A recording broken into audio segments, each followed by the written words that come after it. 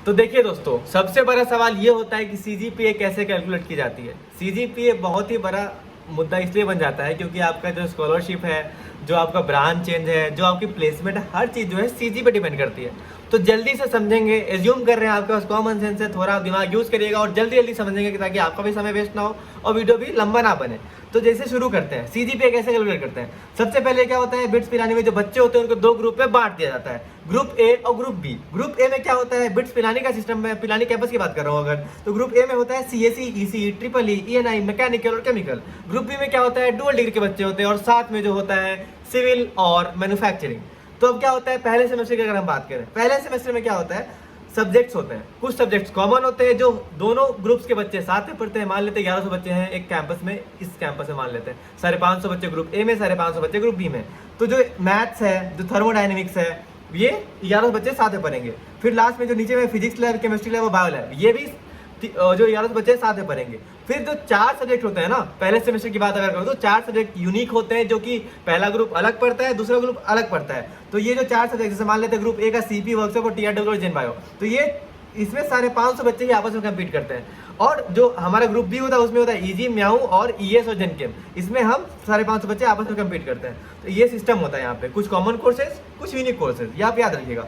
अब मान लेते हैं सेकंड सेमेस्टर में क्या होता है, सेकंड सेमेस्टर में क्या करते हैं कि जो 3 लैब्स होती हैं, फिजिक्स लैब, केमिस्ट्री लैब और बायो लैब, जो पहले सेमेस्टर में थी, उनको हम हटा देते हैं क्योंकि लैब एक ही बार करना होता है, वो कॉमन कोर्स था, सबने कर लिया है, तो अब करने की कोई आवश्यकता नहीं है। तो हमने क्या किया, उसको हटा दिया। तो पहला सेमेस्टर कितना था, यहाँ पे आपने देखा होगा बगल में 3, 4, 2 कुछ लिखा हुआ है, ये कुछ ऐसा आलतू फालतू चीज नहीं लिखा हुआ है, ये उस सब्जेक्ट का इज्जत है, बेसिकली उसका क्रेडिट कहते हैं। जैसे सीपी हो गया, यहाँ पे सीपी देख सकते हैं, तो सीपी 4 क्रेडिट का है, मतलब है ना 20 में से 4 सीपी का इज्जत है। तो वो ऐसा क्रेडिट का मान सकते हैं, आप समझ सकते हो थोड़ा बुद्धि लगा के। तो पहला सेमेस्टर 20 क्रेडिट का था, दूसरा सेमेस्टर में क्या हुआ कि लैब्स हट गई, तो आपका 17 क्रेडिट बन गया। अब बात करते हैं सेकंड सेमेस्टर में क्या होता है, कुछ कॉमन कोर्सेज रखने थे, तो कॉमन कोर्सेज क्या होते हैं सेकंड सेमेस्टर में, मैथ्स 2 और पीएनएस। पीएनएस मतलब होता है प्रोबेबिलिटी एंड स्टैटिस्टिक्स। अगर आपने म्याऊ सोचा होगा कि क्या ही है, तो म्याऊ का मतलब होता है मैकेनिक्स एंड ऑसिलेशन वेव्स, ठीक है, जो यहाँ पे शॉर्ट फॉर्म बोल दिया जाता है, बहुत कूल होगा इधर। तो और उसके बाद क्या होता है, जैसे मान लेते हैं आपका ये 4 यूनिक कोर्सेज थे जो सेम 1 में ग्रुप बी ने पढ़े थे, वो 4 यूनिक कोर्सेज क्या होगा कि सेम 2 में सेम 4 यूनिक कोर्सेज जो ग्रुप ए पढ़ाई नहीं कर पाया, उन कोर्सेज को नहीं पढ़ पाया, वो सेमेस्टर 2 में उन 4 कोर्सेज को ये पढ़ेगा। और हम लोग क्या करेंगे, जो ग्रुप ए ने 4 सब्जेक्ट पढ़े थे जो उनके यूनिक थे, सेमेस्टर 2 में हम उनके 4 कोर्सेज को पढ़ेंगे, ताकि साल के अंत होते होते ना जो सारे लोग हैं वो बराबर चीज़ें पढ़ चुके होंगे, ताकि सब फिर बराबर हो जाए, है ना। हम तो बराबर वाला सिस्टम है। अब होता है कैसे ग्रेड मिलता है आपको, कितनी सीजीपीए बनती है, आपके लोग पूछ रहे थे ना कि अरे कितना सीजी बना। तो बोर्ड्स वगैरह में क्या होता है, आप सुने होंगे कि इतना नंबर ला दिए, इतना % बन गया, लेकिन यहाँ पे क्या होता है ना, एवरेज का सिस्टम होता है। तो क्या कहते हैं, जैसे मान लेते हैं एक सब्जेक्ट का एग्जाम्पल लेते हैं मैथ्स का, तो मैथ्स में क्या होता है कि मान लेते हैं 1100 बच्चे, क्योंकि मैथ्स कॉमन कोर्स है, मैंने कॉमन कोर्स एग्जाम्पल ले लिया, तो 1100 बच्चों ने उस पेपर को अटेम्प्ट किया। अब 1100 बच्चों ने अटेम्प्ट किया, उसमें से मान लेते हैं 110 नंबर का पेपर है, 110 नंबर में से 40 बच्चों का एवरेज गया, मतलब कि हर एवरेज बच्चा जो है वो 40 नंबर उस पेपर में ला पा रहा है, तो 40 उस पेपर का एवरेज हो गया, इसको हम लोग कहते हैं एव, ठीक है। अब मान लेते हैं क्या होता है, बिट्स पिलानी में सिस्टम ग्रेडिंग का ऐसा है कि ग्रेड ए का मतलब होता है 10, ग्रेड ए माइनस जो ए छूट गया जिसका, उसको कहते हैं 9, बी कहते हैं 8 को, बी माइनस कहते हैं 7 को, और सी कहते हैं 6 को। तो क्या हुआ कि एव हुआ। अब मान लेते हैं एव इसका 40 है। अब किसी बच्चे ने इस पेपर में अपना स्कोर 110 में से 90 लाया, उसका मतलब क्या हुआ, उसका जो स्कोर है वो A+50 है, तो इस पेपर में वो A+50 है, ठीक है। ऐसे करके ये पेपर मान लेते हैं 300 नंबर का पेपर हुआ, सब मिला के mid semester, end semester, quiz वगैरह सब मिला के 300 नंबर का हुआ।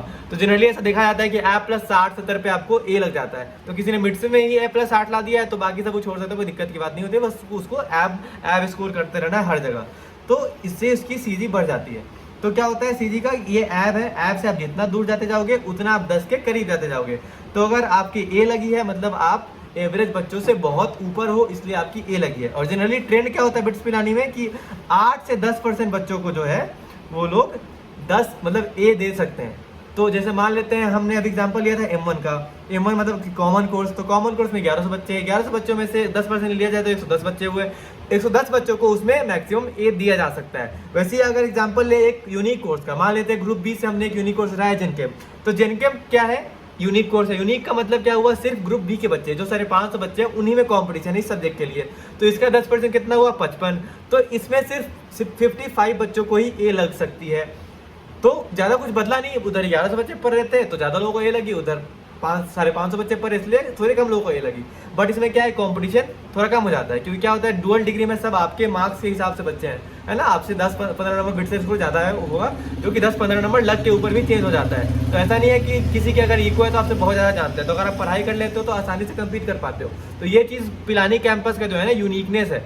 बाकी कैंपस का मुझे ग्रुपिंग का पता नहीं, सिस्टम तो सेम होता है सीजीपीए का, बट ग्रुपिंग जो होती है ना, ये जो हमने ग्रुपिंग करी यहाँ पे कि कौन कौन सा कोर्स क्या करेगा, तो यहाँ पे ग्रुपिंग में भी अलग हो सकती है किसी अलग कैंपस की। पिलानी का सबसे अच्छा ग्रुपिंग मेरे हिसाब से मुझे को लगता है, क्योंकि अगर आप डुअल डिग्री में आते हो तो इसीलिए आते हो कि आपकी सीजी अच्छी और आप सीए से जा सको। तो यहाँ पे सीजी अच्छी लाने के लिए आपकी ग्रुपिंग ऐसे लोगों से कर दी जाती है जो कि इक्वल कॉम्पिटिशन हो। अब मान लेते हैं सीएस वाले लोग हैं जिनके 320-340 नंबर आए हैं बिट सेट में, और आपके 220-230 नंबर आए डुअल डिग्री में, तो ऑब्वियसली थोड़ा अनफेयर हो जाएगा, है ना। सेम सब्जेक्ट में वो थोड़ा दिक्कत कर सकते हैं आपके लिए। तो ऐसा नहीं है इम्पॉसिबल है कि वही लोग ज़्यादा लाते हैं, कई बार ऐसा होता है डुअल डिग्री वाले उनसे ज़्यादा लाते हैं, बट ऐसे जनरल ट्रेंड की अगर बात करें तो ऐसा हो सकता है। तो आप एवरेज का सिस्टम समझ गए। अब मान लेते हैं एक बच्चा है स्टूडेंट 1 जिसकी ग्रुप जो है वो ग्रुप ए का बच्चा है, 4 ईयर कोर्स का बच्चा है। उसकी ग्रेडिंग ऐसी लगी, सीपी में उसको ए ग्रेड लग गई, वर्कशॉप में ए- लगी, टीआरडब्ल्यू में ए-, ऐसा करके आप देख सकते हैं यहाँ पे सबकी ग्रेड लिखी हुई है। और बगल में क्या लिखा हुआ है मैंने ऐसे स्क्वायर ब्रैकेट में उसकी क्रेडिट लिखी हुई है। अब क्या होता है, एक सेमेस्टर का टोटल क्रेडिट कितना हुआ, 20 क्रेडिट कोर्स था, 10 पॉइंट्स एक क्रेडिट के होते हैं, तो 200 पॉइंट्स का एक सेमेस्टर हो गया। उस सेमेस्टर को टोटल कह लें कि 200 नंबर टोटल फुल मार्क्स हो गए इसके। उसमें इसके आए कितने, अब सीपी में इसके ए लगी, ए मतलब कि 10 सी, और सीपी 4 क्रेडिट कोर्स है, तो 4 × 10 40, ठीक है ना, 40। तो इसने 200 में से 40 कमा लिए। सिमिलरली वर्कशॉप में ए- लगी, ए- मतलब कि 9, और वर्कशॉप का क्रेडिट, वर्कशॉप का इज्जत कितना था, 2 क्रेडिट का, 9 × 2 18, तो इसके वर्कशॉप में हो गई 18, तो इसमें 40 + 18 और कमा लिए। ऐसे करके आप हर सब्जेक्ट का देख सकते हैं कि सब मिला के अगर देखा जाए, सबको अगर मैं सम करूँ तो 178 इसका सेमेस्टर 1 का अर्निंग हो जाता है 200 में से। कमा ये 200 सकता था जब इसको 10 सीजी मिलती, लेकिन इसने 178 ही कमा पाया। तो इसका सीजी कैलकुलेट करने के लिए हम क्या बोलेंगे, हम बोलेंगे कि सीजी कैलकुलेट तेरा ऐसे होगा कि तूने जितने पॉइंट्स कमाए upon number of credits, grade scored upon number of credits जो होता है तेरा सीजीपीए बन जाएगा। तो यहाँ पे 178 बंदे ने कमाए थे, और इसके 20 क्रेडिट के कोड जो सेमेस्टर था पहला, तो 178/20 करके इसकी 8.9 सीजी बनी। बट इसको सीजी नहीं कहेंगे, इसको सेमेस्टर का ग्रेड कहेंगे। तो ये हो गया एसजीपीए, ठीक है ना, ये सीजी नहीं हुआ। सिमिलरली सेमेस्टर 2 में सब्जेक्ट चेंज हो जाएंगे, कुछ सब्जेक्ट कॉमन रहेंगे, बट क्रेडिट तो चेंज होगा ही, क्योंकि आपको बता दिया था ऊपर 3 लैब्स हट चुकी हैं, तो 17 क्रेडिट का कोर्स है, ठीक है। अब सेमेस्टर 2 में मान लेते हैं ये बच्चा 150 स्कोर करता है, जैसे सेमेस्टर 1 में 170 स्कोर किया था, उसी सेमेस्टर 2 में ये करेगा 150 स्कोर। तो सिमिलर फॉर्मूला, सेम फॉर्मूला बिल्कुल, grade score upon total credits. इसके ग्रेड स्कोर कितने में थे, 178 पहले सेमेस्टर में, दूसरे सेमेस्टर में थे 150, और पहले सेमेस्टर का क्रेडिट कितना था, 20 था, दूसरे सेमेस्टर कितना था, 17 था। तो कुल मिलाकर क्या हुआ, 328/37, जो कि आता है 8.86।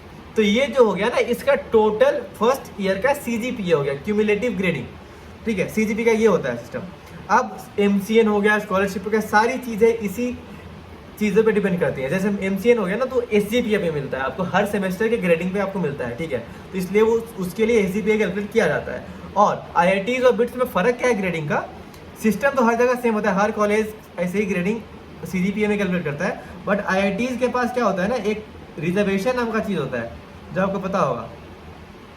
तो रिजर्वेशन के चक्कर में क्या होता है ना कि कुछ लोग काफ़ी अच्छे चले जाते हैं आईआईटीज में, कुछ लोग काफ़ी नीचे चले जाते हैं। उस चक्कर में जो थोड़े से भी अच्छे होते हैं उनका स्कोर करना सीजी काफ़ी आसान हो जाता है। तो आपके आईआईटी के सीनियर या फिर कुछ दोस्त अगर आपके होंगे, वो अगर आपको डीलिंग वगैरह दे रहे हो कि अरे भाई मेरी 9.5 चल रही है, सीजी 8.9 चल रही है, कुछ भी चल रहा है, तो उनके लिए आसान है। बट बिट्स में क्या है, फेयर कंपटीशन है, हर बच्चा आप ही के आसपास स्कोर लाया हुआ है, हर का इंटेलिजेंस ऑलमोस्ट सिमिलर है। तो यहाँ पे सीजी स्कोर करना थोड़ा मुश्किल माना जाता है, इसलिए यहाँ पे सीजी जो है 7 के आसपास को अच्छी सीजी मानी जाती है। इनफैक्ट सारी कंपनीज और जनरली मतलब ज़्यादातर कंपनीज जो प्लेसमेंट में बैठाती हैं उनकी 7 के बाद खुल जाती हैं।